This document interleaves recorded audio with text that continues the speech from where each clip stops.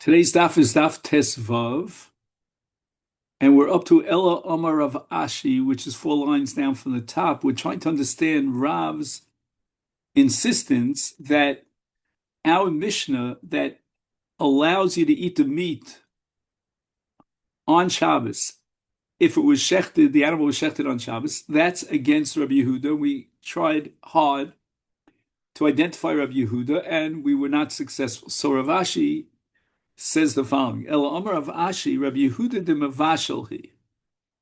So this is the Mishnah of Maseches Shabbos, which means that you're not allowed to get benefit from a malacha that was done, that was implemented on Shabbos. And there are many shittas in the Tanoim as to what are the conditions necessary to prohibit that which was done on Shabbos, and when is it permissible. And the factors that play a role here are, number one, was it done b'mezid or b'shogeg? Number two, are you enjoying the benefit on Shabbos or after Shabbos? And number three, who's going to enjoy the benefits of this malacha, the person who did the malacha or others? So let's go through the Mishnah that records a triple machlokes on the issue of Maaseh Shabbos. Hamavashal b'Shabbos. Someone cooked on Shabbos. So we start with the Shita of Rabbi Meir, who differentiates between Shogeg and Mezid. B'Shogeg Yochal, if either he didn't realize he was cooking or he didn't realize that cooking is prohibited on Shabbos, then you're allowed to eat the product of that cooking, of that malacha. However, if on the other hand, he was intentional in his violation of Shabbos, then lo yeyachel. He's not allowed to eat it, and the implication is that no one's allowed to eat it because Reb Meir was sosem and he didn't make any differentiations. And it makes sense that if you violate the malacha of cooking, in this case, deliberately, then you should not be benefiting from that violation.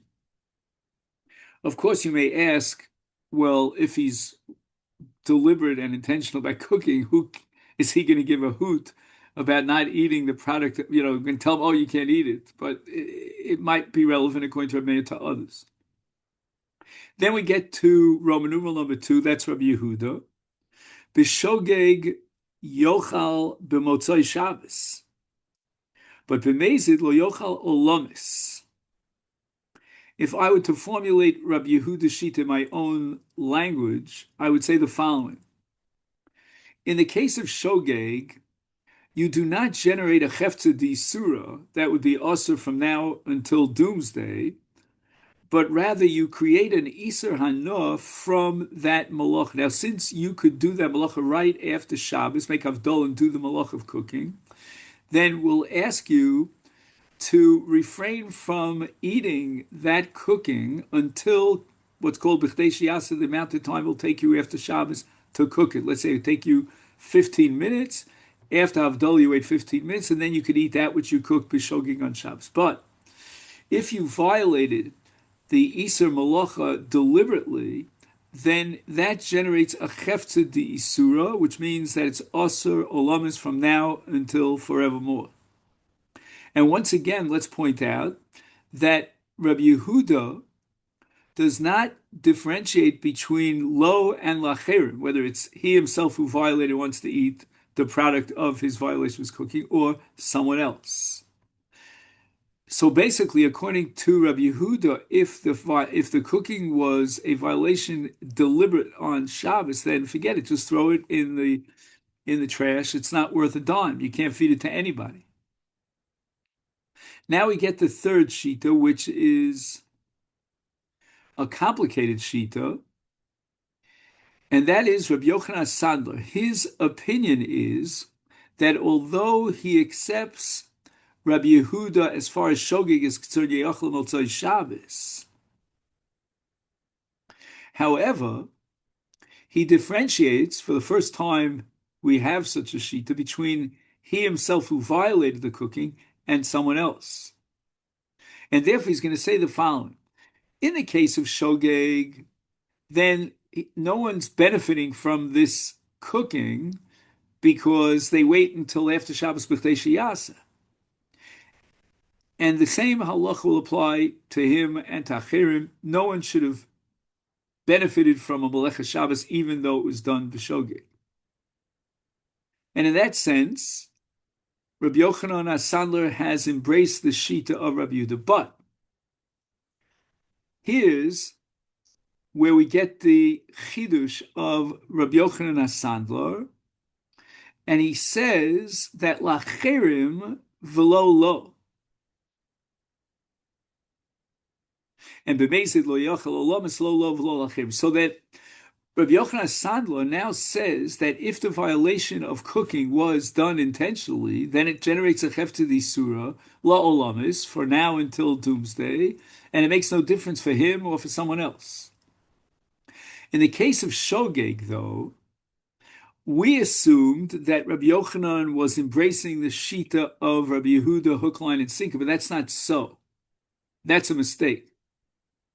Rabbi Yochanan HaSandler is going to make a differentiation in the case of shogeg between acherim and lo, which means that others will be allowed to benefit from the shogeg and the cooking, but only after Kadesh Yasa, so they don't really benefit any. But as far as the person who violated the shogeg, we're afraid that if we allow him to eat the product of his cooking b'shogeg, then who knows? Maybe he'll be tempted another time to cook b'mezid intentionally, and therefore we say he can't eat it at all.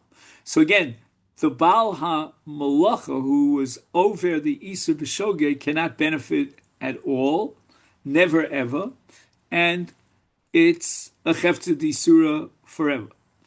But as far as acherim are concerned, we're going to ask them not to benefit from the malach on Shabbos. They have to wait until b'chtei sheyasa. But in the case of mezid, then the mezid cooking changes the structure, the fiber of the foodstuff in such a way that it became a chefta d'isura, whether it's low or low. Now, we're going to focus our attention on Rabbi Yehuda. And Rabbi Yehuda says that if the violation of shogeg, of meleches mevashel, would not benefit him because he's going to wait until after Shabbos, that extra 15 minutes b'chtei sheyasa, then it's mutter. So therefore, on Shabbos itself, even though he was a shogeg, Rabbi Yehuda insists that you cannot eat the cooking. And if we apply that to shchita, says Rav, Rabbi Yehuda would not allow you to eat the meat that was shechted on Shabbos. We'd have to wait till after Shabbos b'chtei sheyasa. So the Gemara says, wait a minute. You're assuming, Rav, that our Mishnah reflects the shita of Rabbi Yehuda, and we're talking about a case of shogeg. Therefore, you cannot eat the meat during the course of Shabbos. You have to wait till after Shabbos. V'nukma b'mezid v'Rabbi Meir. How do you know? Maybe the Mishnah is to be attributed to the shita Rabbi Meir, and Rabbi Meir is the one who holds that we differentiate between shogeg and mezid. And if the cooking was implemented intentionally, then it's asur. And Rabbi Meir would say, therefore, now in Mishnah, that since he violated the Isur Shchita b'mezid, therefore it's asur. But our Mishnah says that we're allowed to eat the meat on Shabbos. So then the question is, if the Gemara is saying that for Nukma b'mezid, our Mishnah is talking about a case where he violated the Shabbos deliberately, and then attribute our Mishnah to Rabbi Meir, so why then are you allowed to eat the meat on Shabbos when Rabbi Meir was of the one who said, his opinion was b'mezid lo yochal?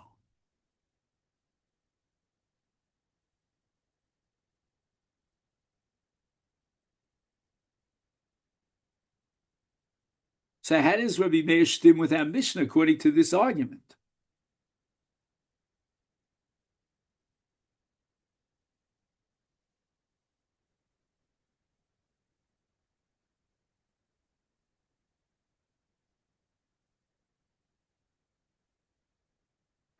Now, it seems that the Gemara has a vested interest, which the Rishonim are trying to explain in interpreting our Mishnah as a mazid case, whereas according to Rabbi Yehuda,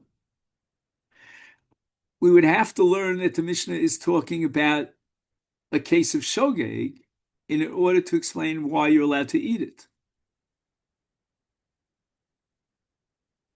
If, on the other hand, we interpret the Mishnah according in the light of Rabbi Meir, and it's a case of mazid, which the Gemara thinks the pashtus in the Mishnah, without qualification, the Mishnah seems to assume that we're talking about a mazid,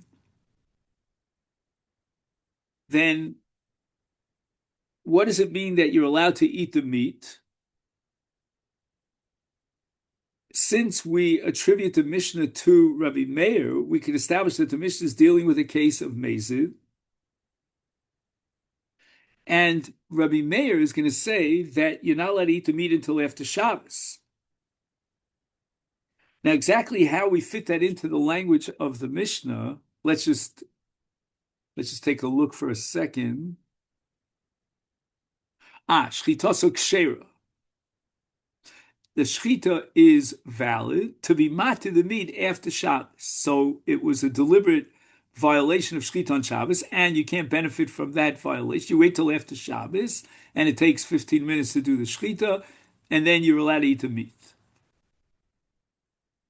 So the Gemara rejects this. Lo sal kedak. You cannot entertain the possibility to attribute our Mishnah to Rabbi Meir. The Ketani dumya de Yom HaKippurim.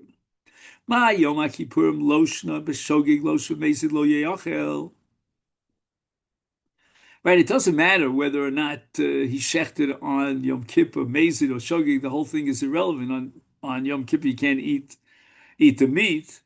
Now, from the fact that the Mishnah integrates both Shabbos and Yom Kippur, is afhacha here too in Shabbos, lo shna b'shogeg, lo shna b'mezid, lo achil. Right, you can't eat it until after Shabbos. Now, that's against Rabbi Meir because Rabbi Meir holds in the case of Shogeg that you're allowed to eat it on Shabbos.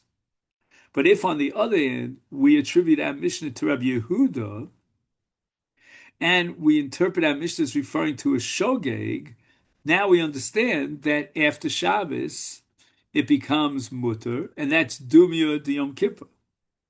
So the Gemara says, "Umimok misukre is b'shogeg Rabbi Yehuda, v'ha al afal pishis chai b'nafsho ketani." And this was the original position of the Gemara, that it seems like the Mishnah is talking about a mazid because it says mischai b'nafsho, right? He's liable to the death penalty because he's guilty of a deliberate violation. So the Gemara answers hachi kamar. Afal pisha b'mazid mischai b'nafsho hacha de b'shogeg shchitaso kshera. Even though the maisa of shchita on Shabbos per se, if we just isolate the maisa, it would generate a chi of misa. But nevertheless, since he did it b'shogeg, he's not chayav misa. Had he done it b'mezid, he'd be chayav misa, and therefore his shchita is kshera because he did it b'shogeg, and he could eat it after Kadesh Yaseh, Motzi Shabbos. In fact, the Gemara, I still am not in the clear to understand why you are interpreting the Mishnah in the light of Rabbi Yehuda. Nukma Rabbi Yochanan Hasandler. Why don't we assume that Mishnah is to be attributed to Rabbi Yochanan Hasandler, Yomer lo shna b'shogeg lo shna b'mezid lo achel, right? Whether it's shogeg or mezid, Rabbi Yochanan Hasandler says that you can't eat the meat until after Shabbos. And that fits in very well with that Mishnah.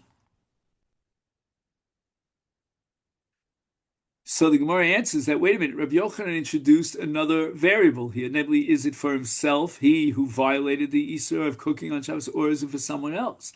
So the Gemara says, Rabbi Yochanan Sadler Komaflik, he differentiates Motzai Shabbos, Lacherim v'lo lo, which means that he himself, who cooked the meat, is not allowed to eat the meat, period. It's a hefzer d'isura li'olam v'ayed. And yet, Tana Didan Shchitosik Sheir Ketani. Our Tana implied that you're allowed to eat from the meat Loshna, Lov, Loshna Acher. It doesn't matter whether it's he himself or somebody else. So the Tanakh Mishnah could not be Rabbi Yochanan Sandler. And therefore, if it cannot be Rabbi Meir and it cannot be Rabbi Yochanan Sandler, then by process of elimination, we're left with Rabbi Yehuda. Tani Tanakami de Rav, a teacher of Braisos, taught the following Brais. And Rav was present when he taught. Habashal b'Shabbos b'shogeg yochel u'b'mezid lo yochel. Okay, so since he did it b'shogeg, he's allowed to eat it. He did b'mezid, he's not allowed to. Mishtak Rav. Rav told him, "Shut up! You know, get out of here with that price. It's not a reliable price." So I don't get it. My time investment. What was Rav so upset about? I mean, did Rav reject Rabbi Meir? I mean, this fits in so beautifully, this brisa, to reflect the Shita Rabbi Meir. And even if Rav didn't accept Rabbi Meir, it's no reason to shut him up on the brisa. The brisa has every right in the world to reflect the Shita Rabbi Meir.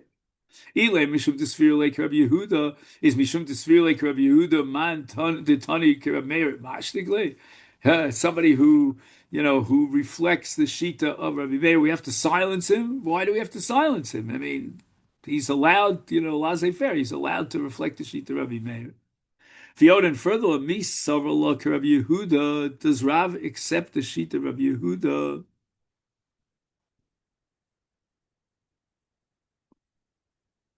V'amar Rav Chanan bar Ami ki mori lehu Rav l'talmidei mori lehu Rabbi Meir. Interesting. Rav had a very strange nihug, a strange custom. He would say one thing to his talmidim and something entirely different to the public when he gave a public lecture.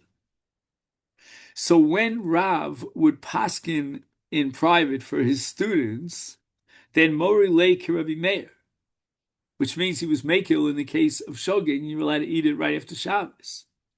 But v'chi darsh bepirka, darsh Rabbi Meir. When he got up in front of the public, he would say that the halacha is, like Rabbi Yehuda, that if it was b'shogeg, you're not allowed to eat it until after Shabbos. And the reason why he was so careful to be machmir in public is mishum ami oretz. He was worried about the unlearned people, the masses of people. Anyway, we see clearly that Rabbi Meir, that Rav subscribed to the Shita of Rabbi Meir.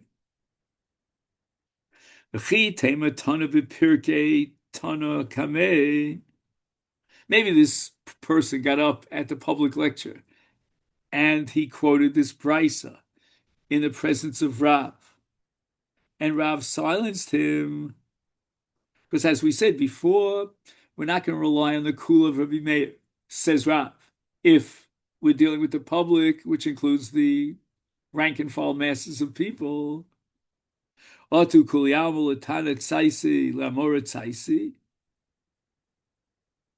telling me that when the teacher of the brisa got up and he said what he said, everybody listened to him and they relied on him? No. They want to listen to the speaker, not to someone who interrupts in the middle of the shir and quotes a brisa.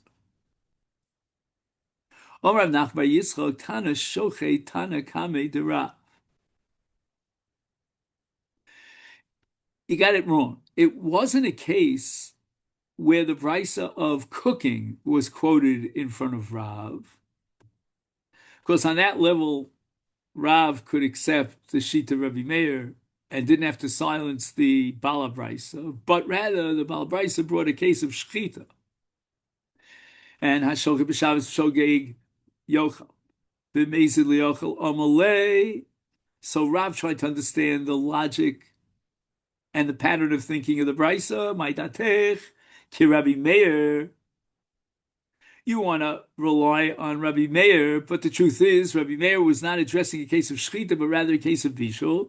Is adkan lo short? When was Rabbi Meir lenient? That's only in the case of mevashel. And why is that? Because there's no muktzah issue. Why is there no muktzah issue if he cooked on Shabbos? The roy lokus, because you could chew food raw, most food, not meat. But in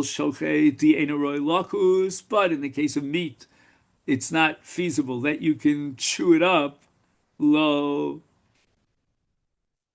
Meaning, in such a case, Rabbi Meir would not allow you to consume the food because even if it was done b'shogeg, whatever it might be, it's irrelevant because it's muktzah.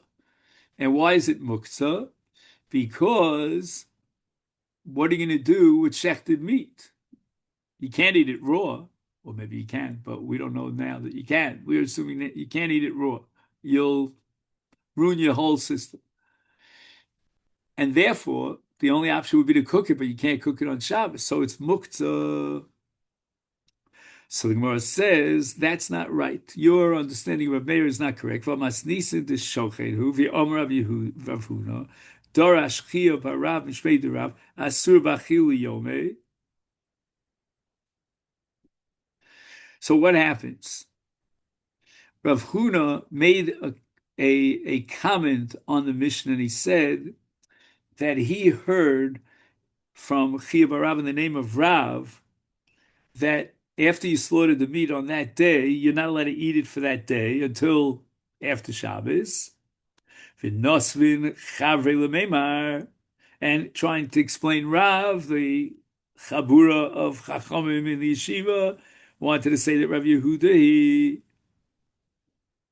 that our Mishnah reflects the shita of Rav Yehuda and Ha Rabbi Meir Shari. The implication of what the Chachamim was saying here is that if you go with the shita of Rabbi Meir, then it would be mutter. But Rav holds like Rabbi Yehuda, who prohibits the meat that was slaughtered on Shabbos on that day. Rabbi Meir would permit it. So we have a difficulty on Rav Nachman bar Yitzchak. The Gemara answers Kishari Rabbi Meir. Although you're right that Rabbi Meir allows you to immediately to consume the meat that was shechted, but when does Rabbi Meir permit it? And that's what we're going to study in just a minute.